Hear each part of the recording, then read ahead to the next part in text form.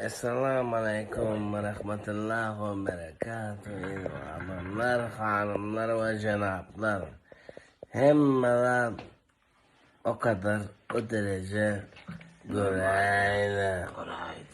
Yağda onu ki tipiyor. Kakonya! Burada! Selam söyle kardeşim.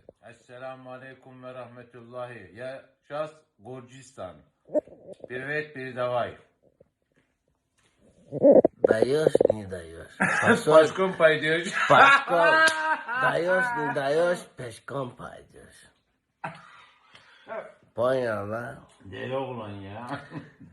Öldürürüm, kılcalıp keserim hepsini.